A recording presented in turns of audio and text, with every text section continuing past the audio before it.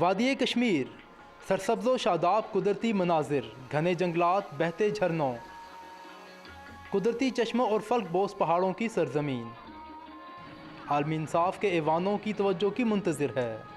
कश्मीरियों की बदकिस्मती का आगाज़ तो 1947 से ही हो गया, जब डोगरा अफवाज ने कश्मीर पर कब्ज़ा किया। उस वे वाक़ हो कि आखन सिख आ गए, सिख आज दरपदी हो गई, लोग घरों नस के टाके बढ़ गए, कोई बूटियाँ जलाए, कोई पहाड़ियाँ पीछे सिख गए, धर्म बर्म हो गए। कश्मीर को भारत के कब्ज़ा से पाक कराने के लिए कबायली मुजाहिदीन ने कश्मीर का रुख किया और 13,000 मुरबा किलोमीटर के इलाके को भारतीय अफवाज से आज़ाद करवा लिया, जिसे आज आज़ाद कश्मीर कहा जाता है। कबायली मुजाहिदीन और फ़ौज की कामयाब पेशकदमी से घबरा कर भारत ने अक़वाम मुत्तहिदा का रुख किया, जहाँ कश्मीरियों को इस्तवाब राय के ज़रिए हक़ ख़ुद इरादियत देने की करारदाद पास की गई। अक़वाम मुत्तहिदा की जानिब से जंग बंदी का ऐलान हुआ और कश्मीर को 2 हिस्सों में तकसीम कर दिया गया। दोनों ममालिक की अफवाज ने वादी के दोनों अतराफ़ में डेरे डाल लिए, अपने अपनों से जुदा हो गए। सदियों से साथ रहने वालों को अलग कर दिया गया, मगर क्या कभी खून भी खून से जुदा हुआ है? पाकिस्तान और भारत के दरमियान कश्मीर के तनाज़ा के बायस सबसे ज़्यादा मुतासिर होने वाला इलाका नीलम का है। वादी नीलम लाइन ऑफ कंट्रोल के साथ साथ दरिया नीलम के दोनों अतराफ़ पर फैली हुई हसीन और जमील वादी है। 1948 में अक़वाम मुत्तहिदा की करारदाद के नतीजे में पाकिस्तानी और भारतीय फ़ौज के दरमियान सीज़ फायर हुआ और वादी कश्मीर को 2 हिस्सों के दरमियान तकसीम कर दिया गया। कश्मीर के जो हिस्से पाकिस्तान के कंट्रोल में आए, वहाँ पर आज़ाद हुकूमत का क़याम अमल में लाया गया। 1956 में आज़ाद कश्मीर की काबीना ने दरियाए किशन गंगा का नाम तब्दील करके दरियाए नीलम रख दिया। इस तरीके से इस वादी को वादी नीलम कहा जाने लगा। ज़िला नीलम तकरीबन 2 लाख से ज़ायद नफूस, 96 छोटे बड़े देहात, 9 यूनियन कौंसलों और 1 हल्का इंतखाब पर मुश्तमिल है। वसी सब्ज़ादारों पर मुश्तमिल ये ख़ित्ता खुश मजाज और सेहतमंद लोगों का मस्कन है। यहाँ के देहात इंतहाई दिलफ्रेब और काबिल दीद हैं। लकड़ी और पत्थर से तामीर करदा मकानात कश्मीरी फ़न तामीर के अक्कास हैं। दिलकश झीलों और बेशुमार नदी नालों को अपने हसार में लिए वादी नीलम सियाहों की तवज्जो की मुंतज़िर है। केल, शादरा, केरन, ग्रेस, हलमत, अठमकाम और ताओबट मशहूर मकामात हैं। शारदा ज़िला नीलम का दूसरा सब डिवीज़न है। दिलफ्रेब कुदरती हुस्न से मालामाल जन्नत अर्ज़ी का ये ख़ित्ता ज़माना कदीम में इल्म दानिश का मरकज़ रहा है। शारदा के किला के कुछ आसार अब भी मौजूद हैं, जिसके साथ ही एक मंदिर या तालीमी दरसगाह के आसार भी मिलते हैं। क्या शारदा मंदिर था या दानिशगाह थी? मुहक्किकीन के मुताबिक हिंदू अक़ीदा में शारदा ब्रह्मा की अहलिया का नाम है, जिन्हें इल्म दानिश की देवी माना गया है। अल-बिरूनी ने अपनी किताब अल-हिंद में शारदा के इस मंदिर या तालीमी दरसगाह की कैफियत और जोग्राफिया इस तरह बयान किया है कि श्रीनगर के जनूब में 2 रोज़ की मुसाफत पर कोहिस्तान की सिमत वाक़या एक मशहूर सनम कदा है। अहले हिंद इसे मुतबरिक जानते हैं और बैसाखी के मौके पर तमाम हिंदुस्तान से लोग यहाँ यात्रा के लिए आते हैं, लेकिन बदकिस्मती से लाइन ऑफ कंट्रोल पर वाक़या होने की वजह से इन आसार क़दीमा को अब महफूज नहीं रखा जा रहा। अपने वक्त की ये कितनी बड़ी दानिशगाह थी, इसका अंदाज़ा इस बात से लगाया जा सकता है कि शारदा की दानिशगाह का अपना अलग रस्मुल ख़त है। हिंदी तारीख़ के मुताबिक संस्कृत की नई ग्रामर मुरतब करने का काम भी शारदा की दरसगाह में किया गया। शारदा से मज़ीद बालाई की तरफ फल्क बोस और बर्फ़पोश खूबसूरत पहाड़ों में यूनियन कौंसल केल वाक़या है। केल वादी नीलम की वाहिद यूनियन कौंसल है, जहां लड़के और लड़कियों के लिए अलग अलग इंटर कॉलेज, एक हाई स्कूल और एक प्राइमरी स्कूल है। एक प्राइमरी स्कूल है तो इसमें 1-2 टीचर होंगे, तो इतनी ज़्यादा तादाद बच्चों की है, वो किस तरह पढ़ेगी? यहाँ के लोगों में तालीम का शऊर भी पाया जाता है और वो इस बात को महसूस करते हैं कि गुर्बत इनके बच्चों की तालीम में आड़े आती है। 1963 में मुज़फ़्फ़राबाद से ज़िली हेडक्वार्टर अठमकाम तक दिफाई ज़रूरियात के तहत सड़क तामीर की गई। 1974 के आखिर में इस सड़क की तोसी शारदा और फिर केल तक की गई। सड़क की तामीर के बाद इस जन्नत नज़ीर वादी के फितरी हुस्न का नज़ारा करने मौसम गर्मा में हर साल हज़ारों की तादाद में मुल्की और गैर मुल्की सयाह यहाँ आते थे।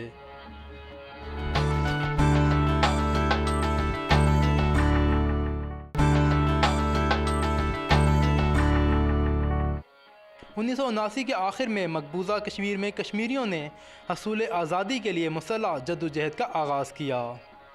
भारत का इल्ज़ाम है कि आज़ाद कश्मीर से मुजाहिदीन मकबूजा कश्मीर में जंग के लिए वादी नीलम के रास्ते दाखिल होते रहे। ज़िला नीलम का तमाम इलाका जो लाइन ऑफ कंट्रोल के साथ वाक़ है, इंडियन फ़ौज ने मुजाहिदीन की आमदोरफ्त रोकने और आवाम को हरासा करने के लिए गोलाबारी का लामुतनाही सिलसिला शुरू कर दिया। इस गैर एलानिया जंग की बदौलत हज़ारों की तादाद में बेगुनाह अफराद लुक़्मा अजल बन गए। 7,000 से ज़ायद मर्द व ख़वातीन बच्चे फायरिंग और गोलाबारी की जद में आकर ज़ख्मी हुए और सैकड़ों की तादाद में अपाहज हुए। 1998 की एक सुबह कट्ठा पीरा की रहायशी सकीना बीबी अपने बच्चों के साथ नाश्ते में मसरूफ़ थी जब उनके घर पर गोलाबारी हुई।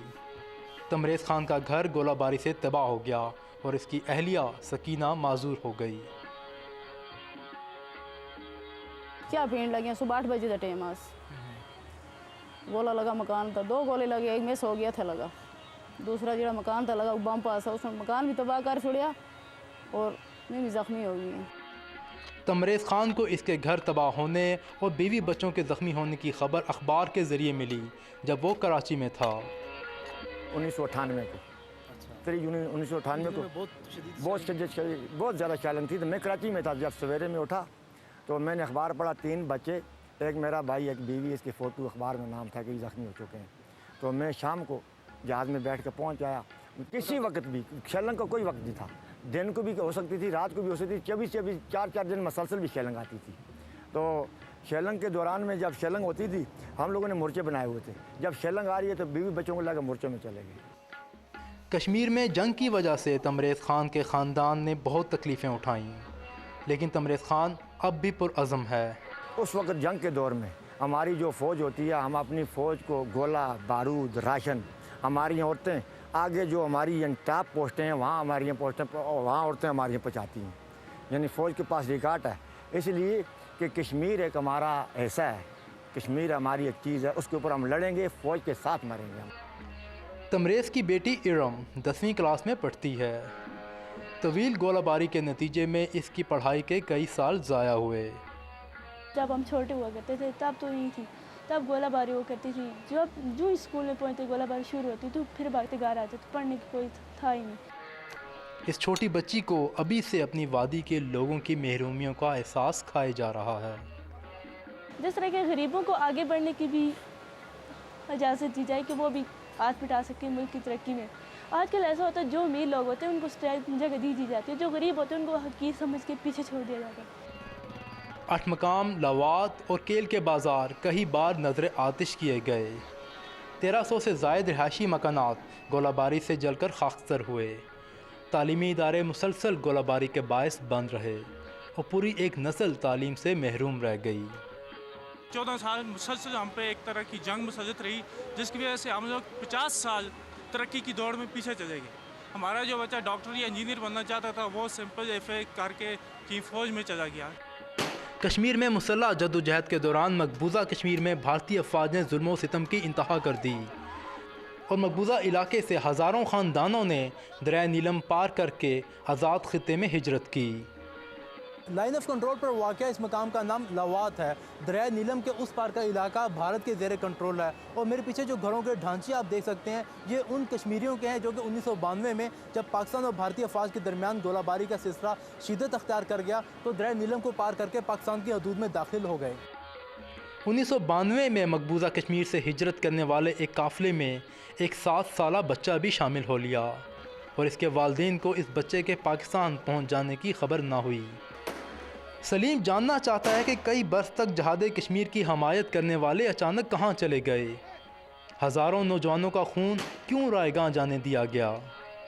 दुख इस बात का है कि इस तहरीक की जो नैया थी उसका जो मल्ला था मुझे नहीं पता था वो कौन है, और उस किनारे पर जिस उस मल्ला ने लेके जाना था वो नैया उधर पहुंची नहीं है, वो कहीं रास्ते में डगमगा गई है, उसको कोई किनारा नहीं मिला। तो दुख इस बात का है कि आखिर मुझे किनारा क्यों नहीं मिला। जो 20 साल की इतनी बड़ी मूवमेंट चल रही है, तहरीक चल रही है, तो मैं देख रहा हूँ यूनाइटेड नेशन किधर है, ये दुनिया किधर है, ये किस किस जगह ये सारे लोग बसे हुए हैं। 2003 में बैरूनी ताकतों की मुदाखलत से कंट्रोल लाइन पर जंग बंदी हुई तो इलाके की आवाम ने सुख का सांस लिया। जंग तो रुक गई, इस जुदाई की लकीर ने माँ को बेटों और बहनों को भाइयों से जुदा कर दिया। मेरे पीछे बैक साइड पे देख सकते हैं, मेरी बहन है, मेरे भाई हैं और मेरी पूरी फैमिली पर ये टिटवाल पे इस वक्त मौजूद है। वो मुझे यहाँ पर मिलने के लिए और वो देखने के लिए, हम एक को देख सकते हैं, आप ये उनको न छू सकते हैं न उनसे बात कर सकते हैं। दरिया नीलम के दोनों तरफ जमा ख़ानदान दूर दूर से अपने प्यारों को देखकर दिल को तसल्ली देते हैं। मेरा नाम शफीक है, मैं मुगसा कश्मीर से आया हूँ 1991 में। अब मेरे वालदा आया है, बहन आई है, सब घर वाले आए हैं। अपने प्यारों से बात करने के लिए ख़त लिखकर इसे पत्थर के साथ बांध कर दरिया के पार फेंकते हैं। कभी ये ख़त अपनी मंजिल तक पहुंच जाता है और कभी दरिया की बेरहम मौजों के सुपुर्द हो जाता है।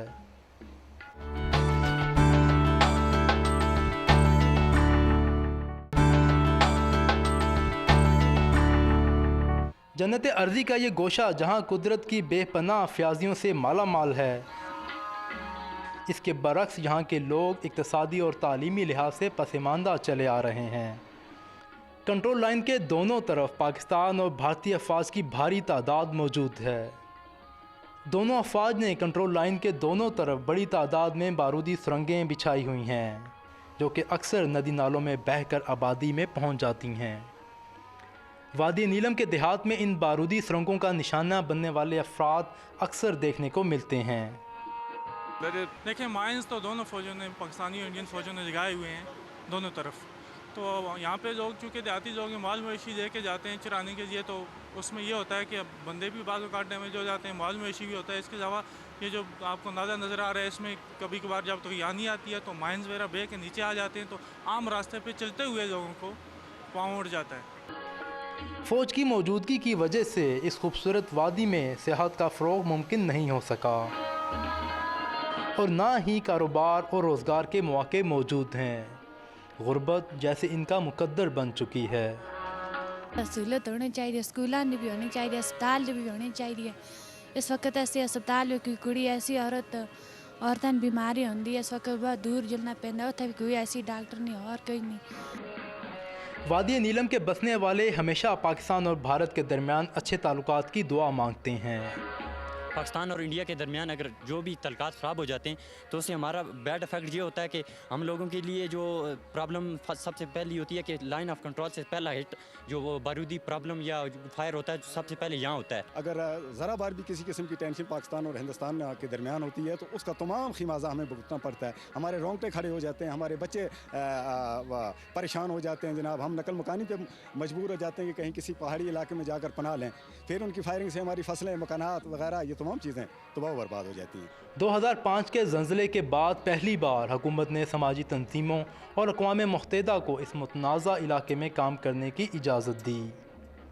2005 के बदतरीन ज़लज़ले के बाद हुकूमत ने बैनुल-अक़वामी फ़लाई इदारों और अक़वाम मुत्तहिदा को लाइन ऑफ कंट्रोल के इन इलाकों में अपनी सरगर्मियाँ शुरू करने की इजाज़त दी, जिसके बाद वर्ल्ड फूड प्रोग्राम ने यहाँ पर मकामी तंजीमों के साथ मिलकर इकनॉमिक एंड सोशल डेवलपमेंट के प्रोग्राम शुरू किए।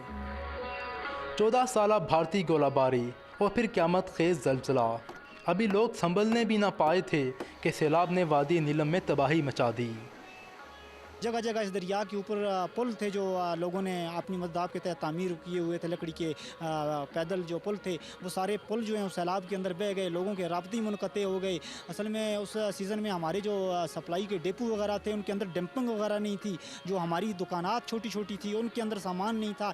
इत्तेफाक से जब पुल भी ख़त्म हो गए, रोड भी ख़त्म हो गया तो अशियाए खुर्दनोश बिल्कुल नहीं थी। लोग यहाँ पर एक क़हत का जो सूरत हाल थी वो पैदा हो गई।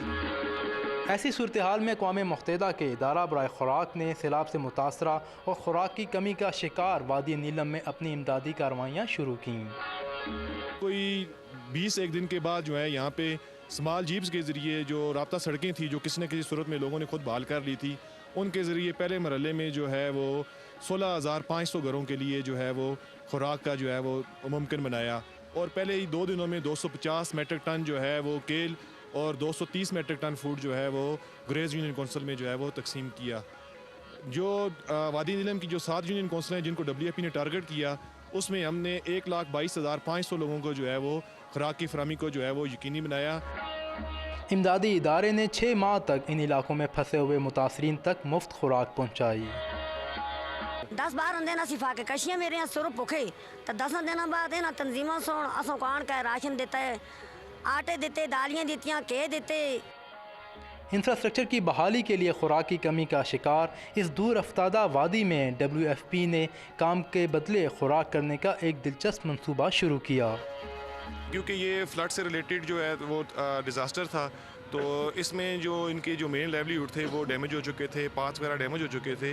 तो जो मुकामी लोग थे उनके साथ मशावरत से मिल के जो है वो नीड्स को जो है वो आइडेंटिफाई किया जाता है। जैसे उनकी कोई खेत की दीवार जो है वो गिर जाए, या पैदल चलने का रास्ता जो है वो ख़राब हो जाए, या जो कोई वाटर चैनल है जो एग्री लैंड के लिए यूज़ होता है वो ख़राब हो जाए। ख़ुद अपनी मर्ज़ी से काम करते हैं, ये डेवलपमेंट के एक्चुअली जो है ये काम होते हैं, और उसके बदले में जो है हम उनको जो है वो उसके बदले में जो है जितने अर्सा वो काम करते हैं वो हमने पहले से वो वर्क नाम्स जो हैं वो सेट किए होते हैं, तो उनके बदले जो है हमको खुराक जो है उसकी असूल को जो है वो यकीनी बनाते हैं। लाइन ऑफ कंट्रोल पर वाक़या होने की वजह से जन्नत नज़ीर वादी नीलम में सेहत का फ़रोग़ मुमकिन नहीं हो सका और ना ही यहाँ रोज़गार के मौके मौजूद हैं। अपील करते हैं WFP के नुमाइंदागान से कि वो यहाँ पर अपना ट्रेनिंग सेंटर खोलें, जिसमें लोगों को वुड के वाले से, जिसको प्लम्बर के वाले से, जिसको इलेक्ट्रीशियन के वाले से तरबीत हो, ताकि लोग अपने पाँव पे खड़े हो सके। और हमारी जो औरतें उनके लिए सिलाई का सेंटर खोलना चाहिए। इस तरह के काम हो ताकि आगे लोग अल्हम्दुलिल्लाह अपने पाँव पे खड़े हों। वादी के लोग कई दहाइयों से इस सुबह के मुंतज़िर हैं जब मसला कश्मीर को मुस्तकिल बुनियादों पर हल किया जाएगा और अमन और खुशहाली इनका भी मुकद्दर बनेगी।